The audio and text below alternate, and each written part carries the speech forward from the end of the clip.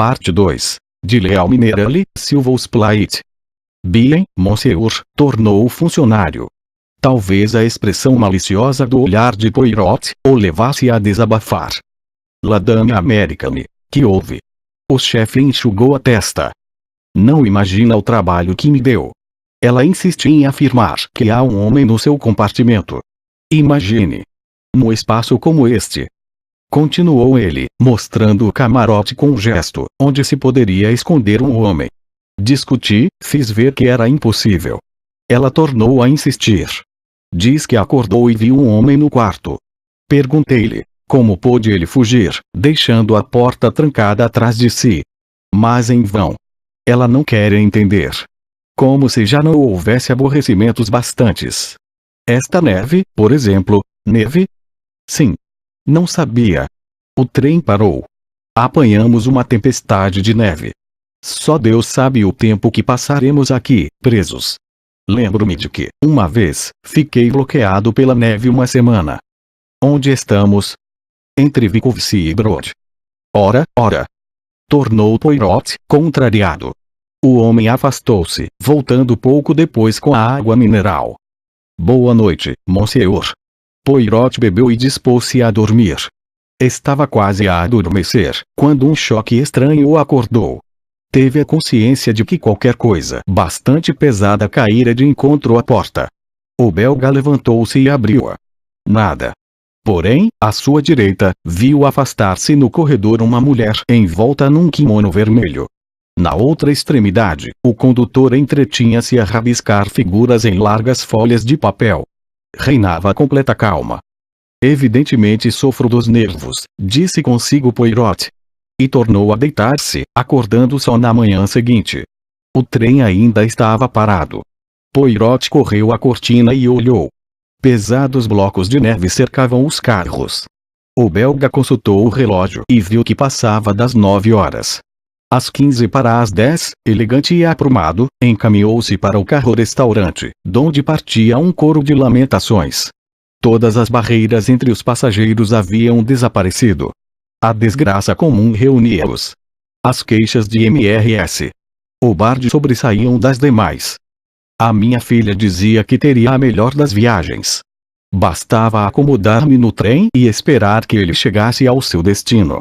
E, agora, aqui ficaremos por dias e dias, lamentava-se ela. O meu navio parte depois de amanhã. Como o apanharei agora? Nem posso mandar cancelar a minha passagem. Prefiro nem falar disto. O italiano apregoava que o esperavam importantes negócios em Milão. O americano clamava: é o diabo. E exprimia a esperança de que o trem recobrasse o tempo perdido. A minha irmã e a minha sobrinha esperam-me, dizia a sueca, chorando. E eu não posso avisá-las. Que irão pensar? Julgarão que me aconteceu um desastre. Quanto tempo ficaremos bloqueados? Perguntou Mary de Benyon. Alguém o sabe? Havia na sua voz certa impaciência, mas Poirot não notou nela a ânsia quase febril que manifestara no Taurus Express. MRS. O barde prosseguiu. Ninguém sabe nada neste trem. Nem procuram tomar providências. São um grupo de inúteis. Se estivéssemos no meu país, a esta hora, já alguém teria tentado fazer qualquer coisa. Arbuthnot voltou-se para Poirot e falou-lhe num francês correto de estrangeiro. Vous êtes un directeur de la Ligne, je crois, monsieur. Vous pouvez nous dire, sorrindo, Poirot retificou em inglês. Não, não. Não sou eu. Confundiu-me com meu amigo. Oh! Desculpe. Não tem importância. É muito natural. Eu estou agora no camarote que ele ocupava antes. Bom que não estava no carro-restaurante. Poirot relanceou um olhar pelo compartimento para tomar nota dos ausentes. Faltavam a princesa Dragomirov, o casal húngaro, Ratchet, o seu criado e a governanta alemã. A sueca enxugou os olhos. Sou tola na verdade. Disse ela. Que adianta chorar? E melhor conformar-me, aconteça o que acontecer. Entretanto, esse exemplo de resignação cristã não foi imitado. Está tudo muito bem, disse McCann, impaciente. Entretanto, ficaremos aqui por muitos dias. Que lugar é este? Perguntou a velha americana, com voz queixosa. Disseram-lhe que era a Iugoslávia e ela replicou. Oh! Nos Balcãs.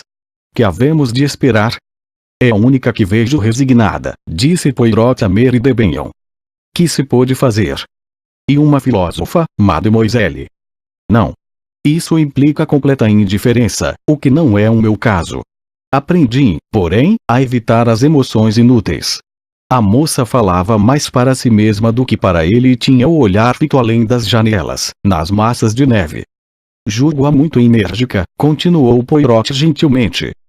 Creio que é, dentre de nós, a mais forte. Oh! Não. Não, de fato. Conheço alguém muito mais forte do que eu. E quem é? Ponto. A moça voltou, de súbito, à realidade e compreendeu que falava a um estranho, a um estrangeiro com quem trocará até ali apenas algumas palavras.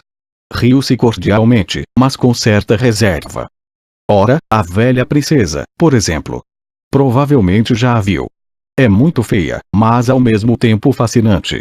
Basta-lhe levantar o dedo e pedir cortesmente alguma coisa, e o trem em peso estará aos seus pés.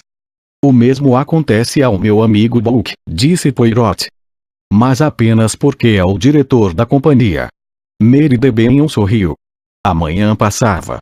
Muitos passageiros, entre eles o belga, ficaram no carro-restaurante, compreendendo que, juntos, passariam melhor o tempo. Poirot soube assim muita coisa da filha de Mrs. Hubbard do falecido Mr. Hubbard. Escutava a conversação da viajante escandinava, quando o empregado do vagão Lich entrou e se aproximou dele. Com licença, senhor. Que há? O Monsieur Bulk envia-lhe cumprimentos e pede-lhe o favor de ir ter com ele um instante. Poirot levantou-se, pediu desculpa à sua interlocutora e deixou o salão em companhia do empregado. Este fê-lo atravessar o trem, bateu a uma porta e desviou-se para o deixar entrar. O camarote não era o de Bulk e sim um de segunda classe, escolhido talvez por ser dos mais espaçosos. Causava entretanto a impressão de estar apinhado.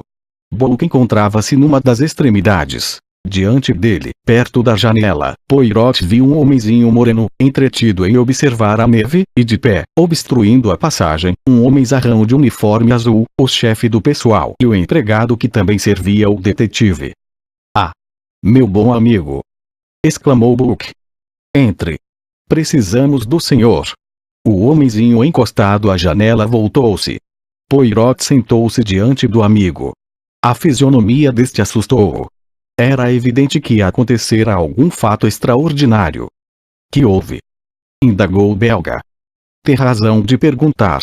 Primeiramente, esta neve, e depois, Bulk calou-se. O funcionário do vagão Lich soltou uma espécie de lamento. E depois que há? Insistiu Poirot.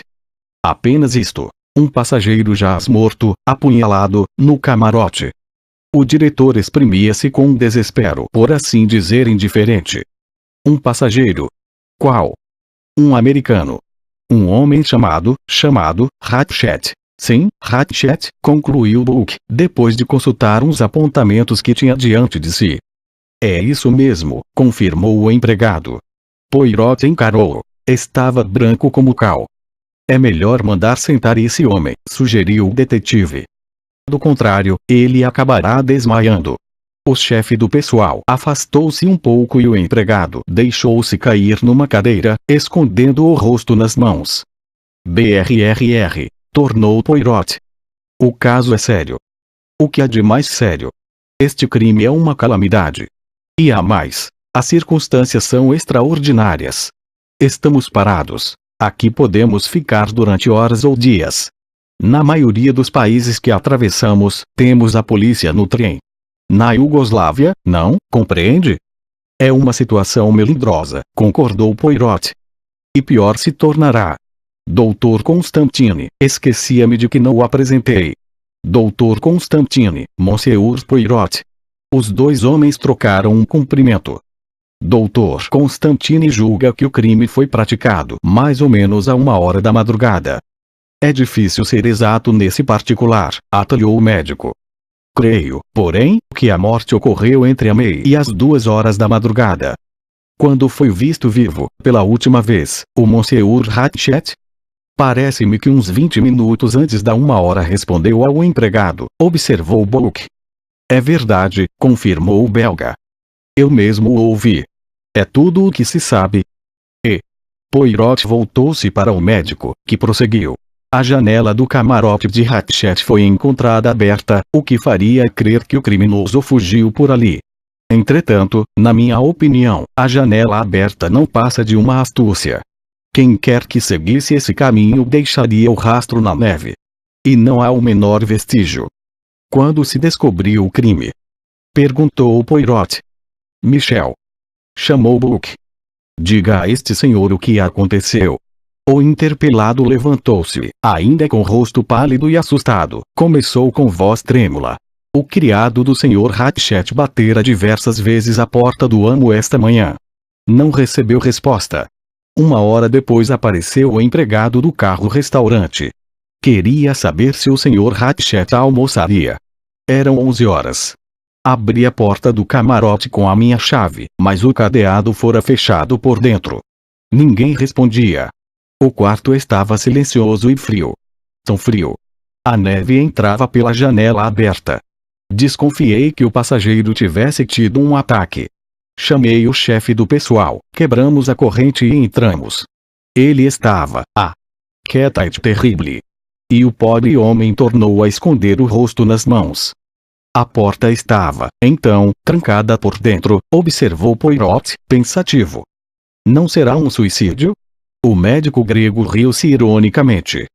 Já viu alguém suicidar-se com 10, 12, 15 punhaladas? Perguntou ele. Poirot arregalou os olhos. Mas, nesse caso, é uma verdadeira ferocidade. Foi uma mulher, acudiu o chefe do pessoal, falando pela primeira vez. Deve ser. Só uma mulher é capaz de matar assim. O doutor Constantini levantou o rosto em que se via uma expressão pensativa. Só se fosse excepcionalmente vigorosa, objetou ele. Não é minha intenção entrar em detalhes técnicos que servem apenas para atrapalhar. Posso, porém, afirmar que 1 ou 2 golpes foram desferidos com força, para que penetrassem profundamente. Não é, pelo que vejo, um crime científico, observou Poirot. Pelo contrário. Algumas punhaladas foram dadas ao acaso, outras não atingiram o alvo, como se alguém ferisse de olhos vendados, com uma fúria cega. Cast unifeme, insistiu o chefe do pessoal. As mulheres são assim. Quando se enfurecem, têm uma força extraordinária. Essa obstinação fazia crer numa experiência pessoal. Talvez possa contribuir com alguns esclarecimentos para esse caso, disse o investigador. Hatchet falou-me anteontem. Fez-me entender que a sua vida corria perigo. Bumped off, então. Não é esse o termo americano? Disse Bullock. Logo, não é uma mulher. Talvez um gangster ou um pistoleiro. O chefe do pessoal parecia desolado com a derrocada da sua teoria. Se assim é, disse Poirot, foi feito com perfeito amador. E o seu tom exprimia a reprovação do profissional. Há um americano neste trem, disse Bullock, um homem vulgar e mal trajado, cujos modos não são de boa sociedade. Sabe a quem me refiro? O empregado a quem ele se dirigira anuiu. Oi, monsieur, o número 16. Porém, não pode ter sido ele. Eu tê-lo-ia visto entrar ou sair do seu camarote. Talvez não. Mas voltaremos a isso depois. O que importa é saber o que há a fazer, disse Bullock, falando a Poirot. O belga encarou-o. Venha, meu amigo, disse Bullock. Compreende o que lhe vou pedir. Conheço a sua capacidade. Encarregue-se das investigações. Não recuse. É um caso grave para nós. Falo pela Companhia Internationale des Wagonslits. Quando a polícia iugoslava chegar, seria muito bom que já lhe pudéssemos apresentar o caso resolvido. Senão, teremos atrasos, aborrecimentos e muitos outros incômodos. Talvez, quem sabe, suspeitas infundadas. Em lugar disto, o senhor resolve o mistério e nós diremos: ocorreu um crime, eis o assassino. E se eu não o encontrar? Mon cher. Tornou Bullock, com uma inflexão carinhosa na voz. Conheço-lhe a reputação. Sei alguma coisa acerca dos seus métodos. Este caso é ideal para o senhor. Investigar os antecedentes de toda esta gente, descobrir-lhe a boa-fé, tudo isso custa tempo e incômodos. Mas, acaso, não ouvi dizer frequentemente que para resolver um caso basta recostar-se na cadeira e pensar? Interrogue os passageiros, veja o cadáver, observe os indícios e depois, eu confio no senhor. Tenho a certeza de que não exagerou os seus méritos. Recoste-se na cadeira, pense, use, como eu ouvi dizer, as pequeninas células cinzentas da mente e descobrirá. E Bullock curvou-se, deitando ao investigador um olhar amigável. A sua confiança comove-me, meu amigo, disse Poirot, impressionado. Como bem diz, este caso não será tão difícil. Eu mesmo na noite passada, bem, não falemos agora deste assunto. Na realidade, este problema intriga-me. Eu dizia comigo mesmo, há menos de meia hora, que poderíamos contar com muitas horas de tédio, enquanto estivéssemos aqui. E agora, tenho um problema na mão. Aceita então? Perguntou Bullock, aliviado. Casting Temple. Pode confiar-me este caso. Bem. Estamos todos ao seu dispor. Para começar, gostaria de ter uma planta do carro Istanbul Calais, com o nome dos respectivos passageiros, dos quais gostaria de ver, também, os passaportes e as passagens. Encarregue-se disto, Michel. O empregado retirou-se. Quais são os outros passageiros do trem? Perguntou Poirot. Neste vagão, somente o Dr. Constantine e eu. No vagão vinda de Bucareste, um velho aleijado, conhecido do condutor. Os outros vagões não nos interessam, porque só entraram em serviço depois do jantar. À frente da Istanbul Calais há apenas o carro-restaurante. Parece-me, disse lentamente Poirot, que devemos procurar o nosso criminoso no Istanbul Calais. Naturalmente esta é também a sua opinião, concluiu ele voltando-se para Constantine. O médico anuiu. Meia hora antes da meia-noite o trem parou aqui e nenhum passageiro desembarcou, desde então. O criminoso está conosco, e no trem? Disse Bullock solenemente. Capítulo 6. Uma mulher. Antes de tudo, disse Poirot, gostaria de falar com McKellen. Talvez nos possa dar alguma informação. Com certeza, disse Bullock. Depois, voltando-se para o chefe do pessoal, ordenou. Vá chamar o Monsieur McKellen. O empregado obedeceu.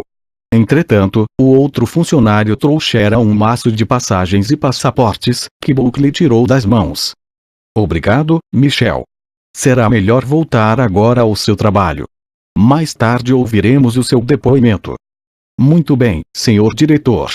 E Michel deixou o camarote. Depois de interrogarmos o Sr. McKellen, disse Poirot, o Dr. Constantine poderia acompanhar-me ao camarote do morto. Certamente. Depois de terminarmos aqui, nisto entrou o chefe do pessoal, acompanhado de Hector McKellen.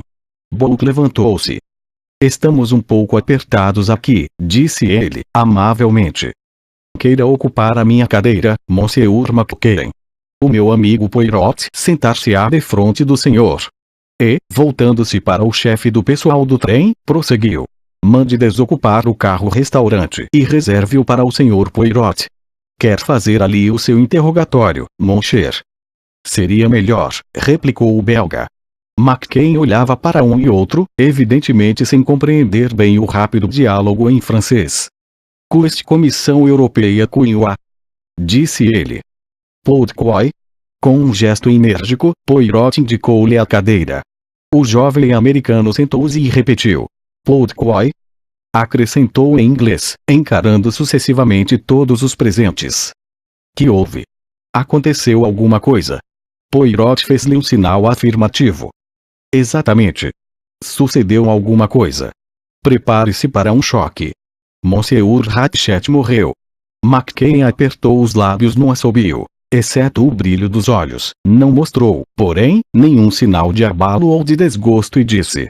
Então, eles o pegaram. Que significa isso, Monsieur McKellen? O rapaz hesitou. Quer dizer, tornou Poirot, que o Monsieur Hatchet foi assassinado? E não foi? Perguntou McKellen, com manifesta surpresa. Na verdade, prosseguiu ele lentamente, foi o que pensei. Julga talvez que ele morreu dormindo. Ora, o velho era tão rijo como, tão forte. O rapaz interrompeu-se, sorrindo imperceptivelmente. Não, não, disse Poirot, a sua hipótese é acertada. O Sr. Hatchet foi morto. Apunhalado. Mas gostaria de saber por que tem o senhor tanta certeza de que se trata de um crime. McCain hesitou. Expliquemo-nos, disse ele. Quem é o senhor? E de onde vem? Represento a Companhia Internationale des Wagonslits, replicou o belga. E, depois de uma pausa, acrescentou. Sou um investigador. Chamo-me Hercule Poirot. Se esperava produzir alguma impressão, falhou completamente, pois McCain limitou-se a dizer. Ah. Sim? E esperou que o outro prosseguisse. Conhece, acaso, o meu nome? Parece-me conhecido. Apenas sempre julguei que fosse o de um costureiro. Poirot olhou, contrariado. É incrível. Observou. Que é incrível? Nada. Continuemos o nosso inquérito. É preciso que me diga tudo o que sabe acerca do morto. Não era aparentado com ele. Não. Sou apenas o seu secretário. Há quanto tempo exerce essa função? Há cerca de 1 ano. Tenha a bondade de me dar todas as informações possíveis. Bem, encontrei o Sr. Hatchet há 1 ano mais ou menos, na Pérsia. Poirot interrompeu-o. Que fazia o senhor lá? Viera de Nova York para fiscalizar uma concessão de petróleo. Não creio que esses pormenores o possam interessar. Os meus amigos e eu nos vimos em apuros, nesse negócio. O Sr. Hatchet morava no mesmo hotel. Acabava de despedir o seu secretário. Convidou-me para substituí-lo e eu aceitei.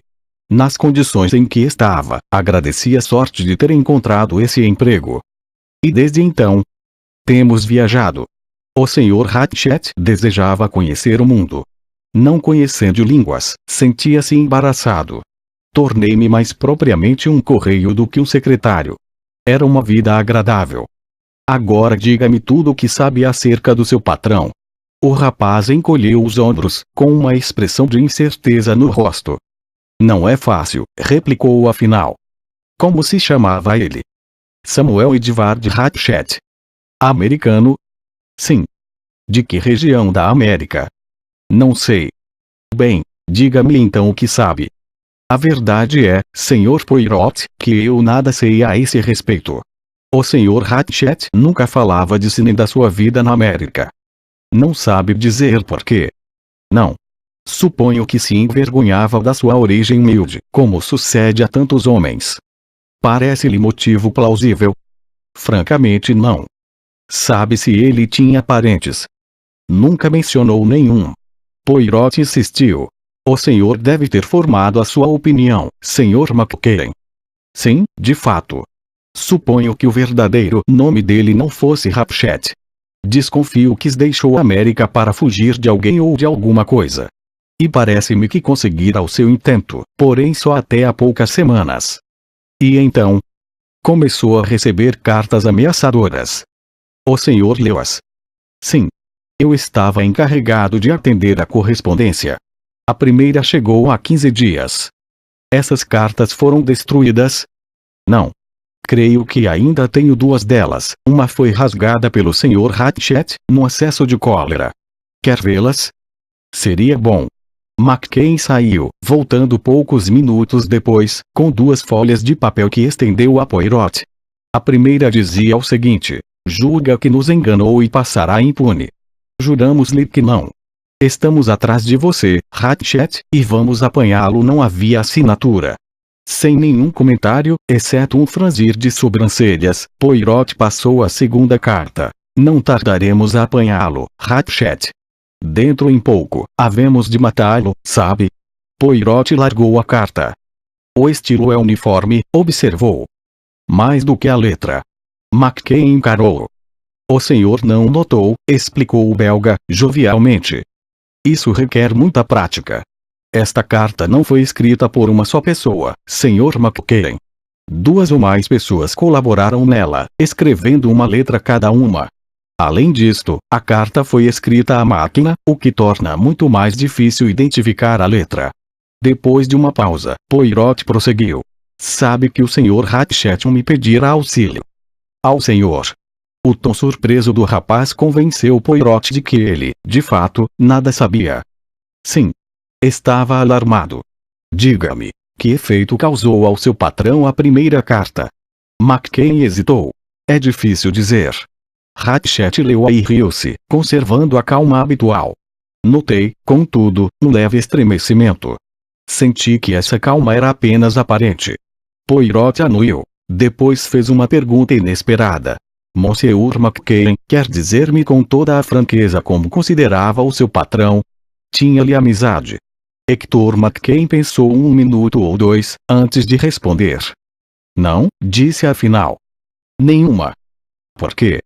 Não lhe saberia explicar. Ele era sempre muito cortês. Após uma breve pausa, o rapaz prosseguiu. Serei franco, Sr. Poirot. Eu detestava-o e desconfiava dele. Creio que era um homem mau e perigoso. Confesso, porém, que não tinha razões para formar esta opinião. Obrigado, Monsieur McCain. Mais uma pergunta. Quando viu pela última vez o Monsieur Hatchet vivo?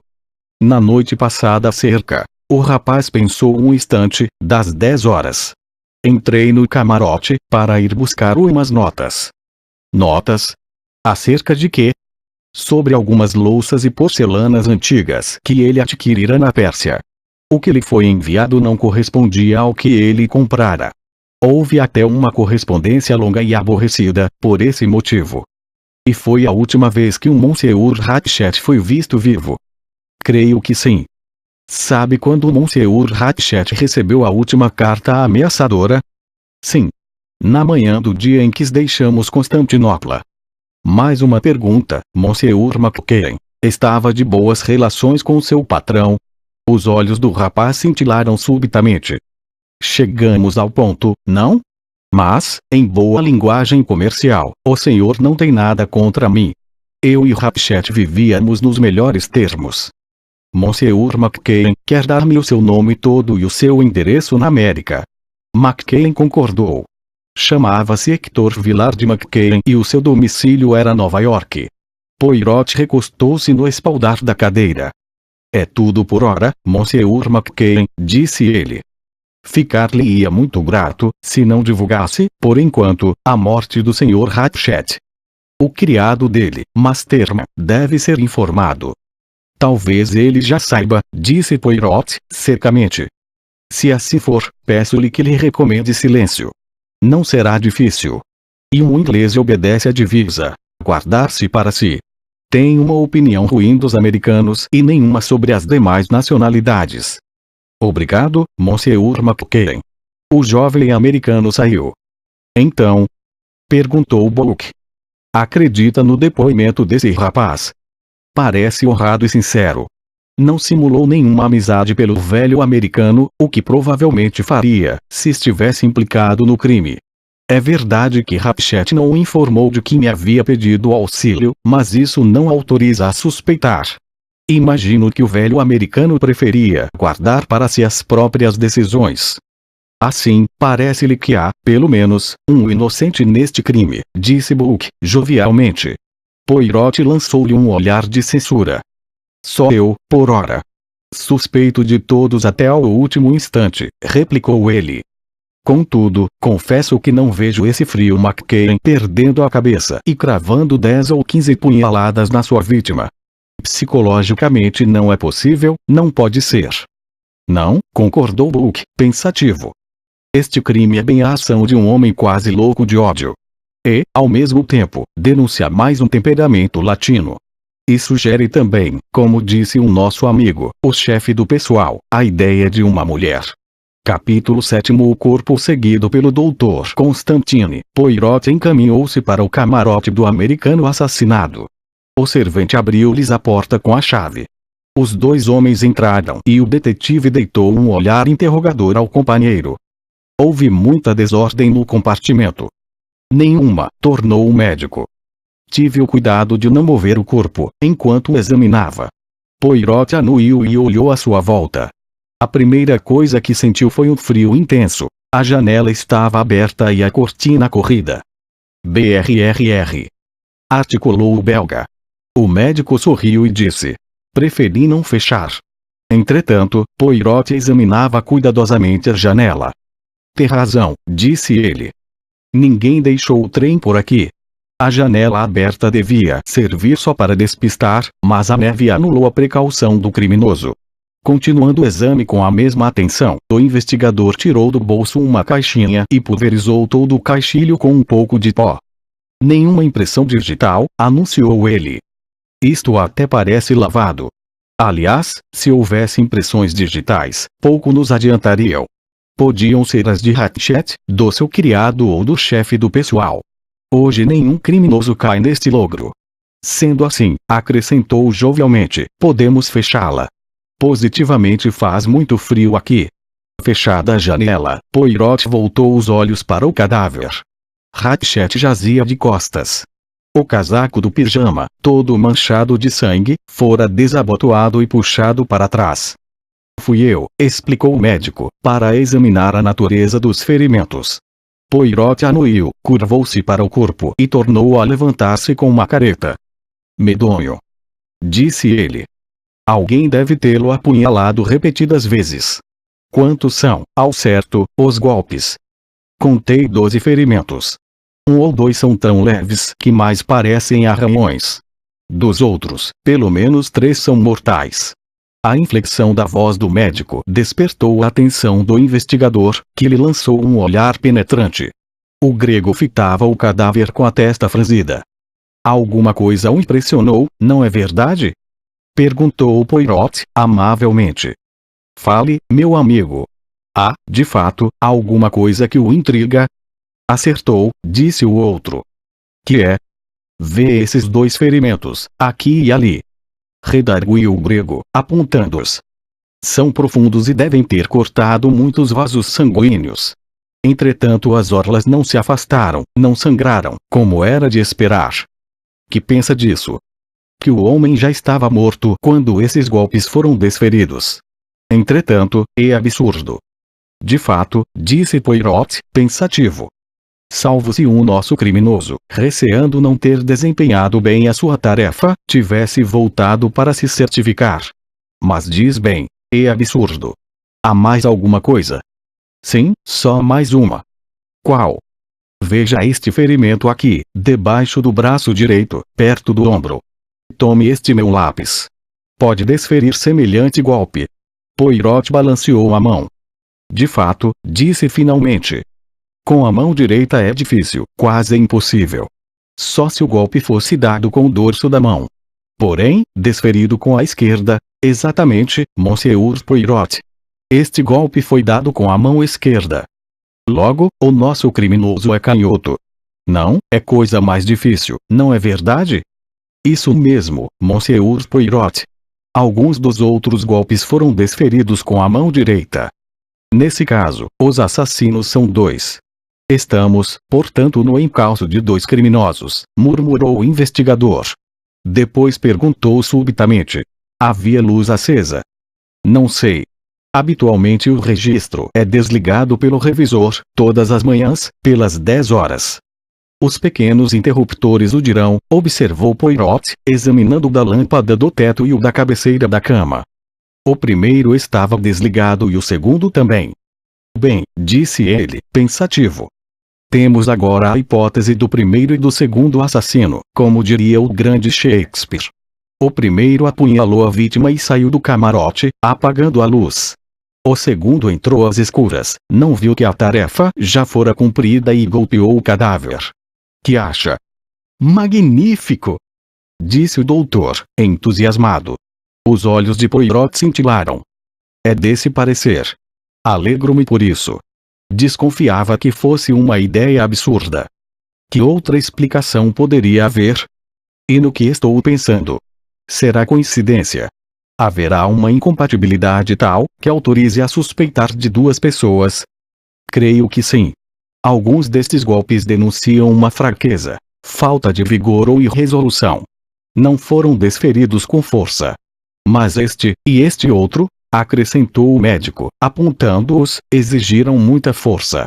Penetraram nos músculos. Atribui-os a um homem. Estou quase certo disso. Não poderiam ser dados por uma mulher. Só por uma mulher nova, atlética e robusta, e especialmente dominada por grande emoção. Porém, é pouco provável. Poirot calou-se alguns instantes. O médico prosseguiu. Compreende o que quero dizer? Perfeitamente, replicou Poirot. O fato começa a delinear-se com muita clareza. O criminoso foi um homem de grande vigor, um fraco, uma mulher, alguém que se serve da mão direita e um canhoto. Ah! Cast rigolo, Toutsa. Depois, com um súbito assomo de cólera, acrescentou. E que fez a vítima durante este tempo? Gritou. Resistiu? Defendeu-se. Poirot enfiou a mão debaixo do travesseiro e tirou o revólver automático, que Rapchet lhe mostrara na véspera. Completamente carregado, disse ele. Os dois homens olharam em torno de si. O terno de Rapchet pendia do gancho preso à parede. Na mesinha do lavatório, viam-se vários objetos, inclusive a dentadura postiça no copo de água, outro copo vazio, uma garrafa de água mineral, um grande frasco, um cinzeiro com a ponta de um cigarro, pedaços de papel e 2 fósforos queimados. O médico apanhou o copo vazio e levou-o ao nariz. Aqui está a explicação da inércia da vítima. Narcotizado. Sim. O investigador anuiu e pôs-se a examinar com atenção os 2 fósforos. Tem um indício, então? Perguntou vivamente o médico. Estes 2 fósforos são de forma diferente, disse Poirot. Um é mais arredondado do que o outro. Vê. São dos que se encontram neste trem, em caixas de papel. Poirot revistava os bolsos de Rapchet. Encontrou uma caixa de fósforos e comparou-os cuidadosamente. O arredondado era usado pelo morto. Vejamos se há também dos achatados. Mas a nova busca foi infrutífera. O olhar de Poirot, rápido e penetrante, corria pelo camarote. Sentia-se que nada escaparia ao seu exame. De súbito, ele soltou uma exclamação e curvou-se para apanhar alguma coisa. Era um retalho de cambraia fina, tendo num dos cantos bordada a inicial H, um lenço de mulher. Disse um médico. O chefe do pessoal tinha razão. Há uma mulher implicada nisto. E esqueceu o lenço. Disse Poirot. Exatamente como nos romances e nos filmes, e, para facilitar o trabalho, está ainda marcado como uma inicial. Que achado! Exclamou o médico. Não é mesmo? Disse Poirot. Porém, certa inflexão da sua voz surpreendeu o grego. Mas antes que ele a pudesse explicar, Poirot fez outro achado no chão. Um limpador de cachimbos. Seria de Rapchet? Sugeriu o médico. Não havia cachimbo no bolso dele nem fumo ou bolsa de fumo. Então, é mais um indício. Com certeza. E note, masculino, desta vez. Não nos podemos queixar de ausência de indícios. A quantidade deles. Mas, que fez da arma? Não encontrei nenhuma. O criminoso levou-a. Gostaria de saber por quê, disse Poirot. Ah! Exclamou o médico, que acabava de explorar os bolsos do pijama de Rapchet. Não tinha prestado atenção a isto, disse ele. Desabotoei o casaco e puxei-o para trás. Do bolso do peito, o médico extraiu um relógio de ouro, com sinais de violentas amolgaduras e parado a 1h15. Vê, exclamou Constantine. Aqui está a hora do crime. Confirma os meus cálculos. Entre a meia-noite e 2 da madrugada, disse eu, e provavelmente cerca da 1 hora, se bem que seja difícil ser exato em tal assunto. Pois bem, eis a confirmação. 1h15. Foi a hora do assassinato. É possível. É bem possível. O médico olhou curiosamente o investigador. Desculpe-me, Sr. Poirot, não o entendo. Eu também não me entendo, replicou Poirot. Não entendo coisa alguma, como vê, e isto me aborrece. Dito isso, o belga curvou-se sobre a mesa, para examinar os pedaços de papel. Eu precisava, neste instante, de uma caixa velha de chapéus de mulher, murmurou ele. O médico tinha curiosidade de saber o que motivava esta observação. Entretanto, Poirot não lhe deu tempo para perguntas. Abrindo a porta, chamou o chefe do pessoal. Este acudiu, correndo. "Quantas mulheres há no trem?" perguntou-lhe o detetive. O empregado contou pelos dedos. 1, 2, 3, 6. A velha americana, a jovem inglesa, a senhora sueca, a condessa Andrenin e a princesa Dragomirov, com a dama de companhia. Poirot meditou. "Todas trazem chapeleira?" "Sim, senhor." "Então traga-me, espere, sim, a da senhora sueca e a da criada alemã. Estas duas são a única esperança. Diga-lhes que é da praxe fazer isso, desculpe-se, enfim, como quiser. Tudo irá sem problemas. Nenhuma das senhoras está, neste momento, no camarote. Então, ande depressa." O empregado saiu, voltando pouco depois com as duas chapeleiras. Poirot examinou a da governanta alemã e logo a pôs de lado. Abrindo, porém, a da sueca, soltou uma exclamação de alegria. Removendo cuidadosamente os chapéus, deu com 2 redes de arame. "Eis o que me faltava." Há 15 anos, as chapeleiras tinham este feitio. Prendiam-se os chapéus, com um gancho, nesta rede de arame. Enquanto falava, Poirot remetia cuidadosamente em 2 dos ganchos. Depois fechou as chapeleiras, entregou-as ao empregado e ordenou-lhe que as tornasse a pôr no lugar. Fechada a porta, Poirot voltou-se para o médico. "Como vê, meu caro doutor, eu não me fio nos processos usuais. O que procuro é o elemento psicológico e não as impressões digitais ou a cinza do cigarro. Porém, neste caso, abençoaria um pequeno auxílio científico. Este camarote está cheio de indícios, mas posso ter a certeza de que vale, de fato, alguma coisa." "Não o compreendi, Monsieur Poirot." "Bom, dar-lhe-ei um exemplo. Encontramos um lenço de mulher. Terá sido uma mulher quem o perdeu." O assassino disse consigo: "Façamos crer que se trata de um crime de mulher. Apunhalarei o meu inimigo muitas vezes, desferindo alguns golpes fracos e ineficazes e deixarei este lenço bem à vista. Eis uma possibilidade. A outra. Não será criminosa uma mulher que se deixou, para despistar, um limpador de cachimbos? Poderemos tomar a sério a hipótese de 2 criminosos, um homem e uma mulher, cada qual agindo separadamente e procurando esconder com esses indícios a própria identidade.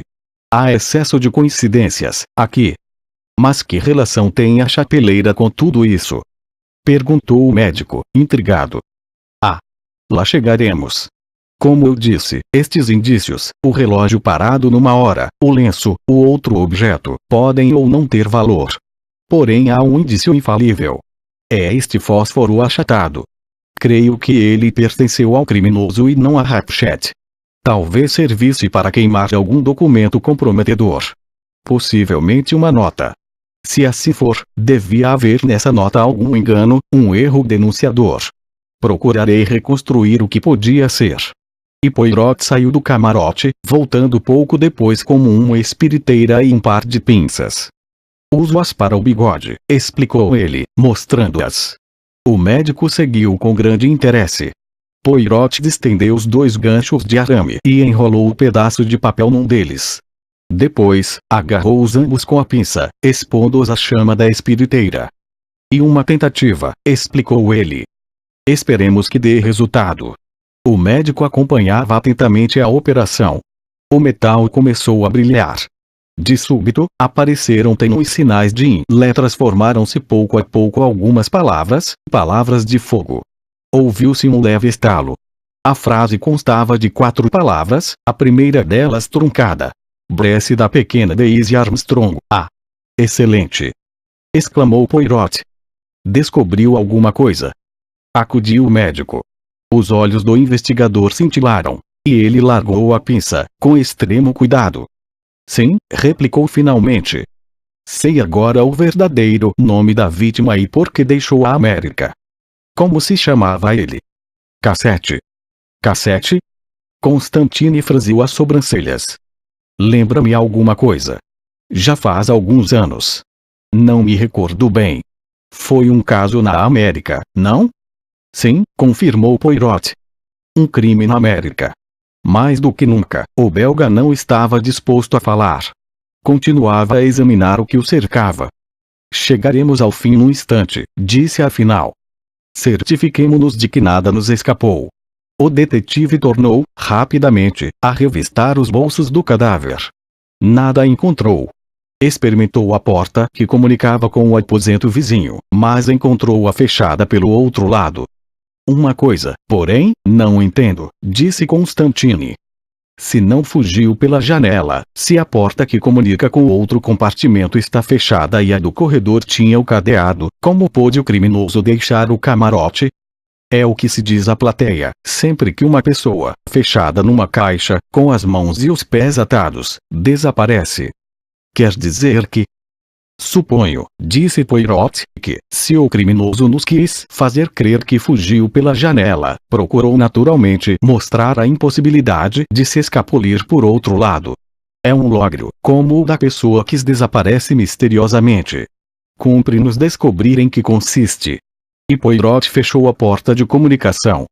Para o caso, disse ele, da excelente MRS. O Bard tentar arranjar detalhes em primeira mão sobre o crime e depois escrevê-los à filha. O detetive deu um último olhar em torno de si. Não há mais nada a fazer aqui, segundo me parece. Vamos procurar o Sr. Bullock. Capítulo 8. O rapto de Daisy Armstrong. Encontraram Bullock, terminando uma omelete. Achei melhor mandar servir imediatamente o almoço no carro-restaurante, disse ele. Depois será desocupado e o Sr. Poirot poderá começar o seu inquérito. Entretanto, ordenei que nos servissem aqui. Uma ideia excelente, disse Poirot. Nenhum dos três tinha fome, e a refeição terminou rapidamente. Porém, só ao café, Bullock aludiu ao assunto que os preocupava. Então? Perguntou. Descobri a identidade da vítima. Sei agora um motivo imperioso que a levou a deixar a América. Quem era ele? Não se lembra de ter lido qualquer coisa acerca da pequena Armstrong. Hatchet foi o assassino da menina Daisy Armstrong. Cassete. Lembro-me agora. Um caso impressionante, porém não me recordo dos pormenores. O coronel Armstrong era inglês, meio americano por parte da mãe, filha de W.K. Vanderbilt, o milionário de Wall Street. Casou-se com a filha de Linda Arden, a mais famosa atriz trágica do seu tempo. O casal vivia na América e tinha uma filhinha que adoravam. Aos 3 anos, esta foi raptada. Exigiram, para restituí-la, uma soma exorbitante. Não o aborrecerei com todos os particulares. Limito-me a dizer que, paga a soma de $200.000, descobriu-se o cadáver da pequena, morta havia 15 dias. O caso provocou a indignação popular. Porém, ainda houve coisa pior. MRS. Em hora Armstrong esperava outro filho. O abalo dessa triste notícia causou a morte da mãe e da criança e o coronel, desvairado, suicidou-se. Deus! Que tragédia! Exclamou Bullock. Lembro-me agora. Se não me engano, houve outra morte. Sim, uma infeliz ama francesa ou suíça. Certa de que ela estava implicada no crime, a polícia recusou-se a crer nas suas negativas obstinadas.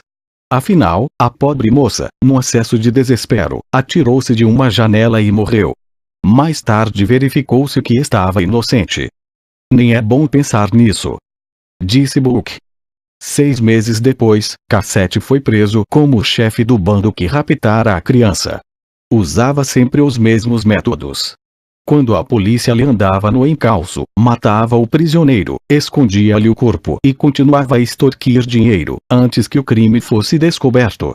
Creio que poderei agora explicar melhor o caso, meu amigo, continuou Poirot. Ele era Cassette. Mas, graças à enorme riqueza que juntara e ao poder secreto que exerce sobre várias pessoas, foi absolvido. Apesar disso, se não fosse esperto, seria linchado pelo povo. Compreendo claramente o que se deu. Ele mudou de nome e deixou a América. Desde então, tem se apresentado como cavalheiro desocupado, viajando e vivendo dos rendimentos. Ah! Que é o animal! Disse Bullock, com repugnância. Não lhe lamento a morte. Concordo. Contudo, não era preciso que fosse assassinado logo no Expresso do Oriente. Há outros lugares. Poirot sorriu. Compreendia que Bullock devia estar contrariado.